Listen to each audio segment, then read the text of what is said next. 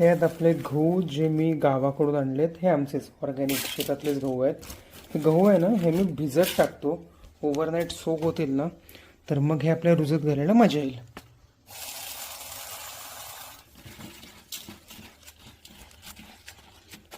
छानपैकी भिजतील. हे 2 कुंडीत लावता येतील एवढी क्वांटिटी आहे. आपले भिजत घातलेले गहू आणि हे आहेत आपल्या कुंड्या. याच्यामध्ये आपली नेक्स्ट बॅच आपल्याला चालू करायची आहे.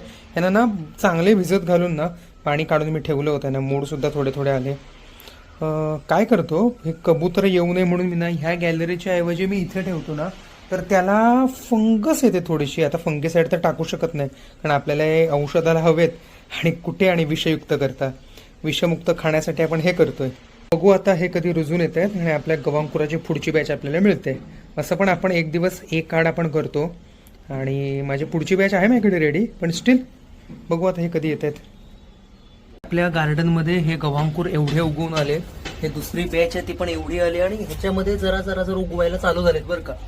याच्यामध्ये पण थोडेसे टाकले होते आणि ना उरलेले आहेत ना, हे मी उरलेले हे बघा याच्यामध्ये केले होते. हे पण छान आले. सो आता फायनली याची हार्वेस्टिंग मला केलीच पाहिजे. हे काय आहेत, हे आपले गव्हांकुर आहेत. आपण गव्हांकुर आपले ना या मिक्सीच्या जारमध्ये टाकले आहेत आणि आपण रोज चहाच्या ऐवजी अल्टरनेटिव्ह गव्हांकुराचा रस घेतो.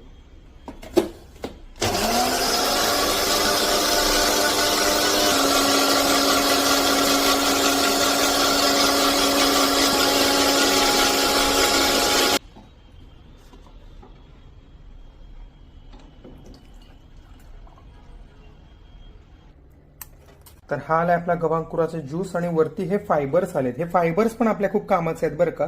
पण सुरुवातीच्या फेजला आहेत ना, हे त्यावेळेस हे वाटत नाहीत, म्हणून मी तुम्हाला गाळून दाखवलं. ऍक्च्युअली मी याच्या सकट पितो बरं का. त्याच्या सकट पोट साफ पण होतं, पचन पण चांगलं राहतं आणि हे आरोग्यदायी आहेच.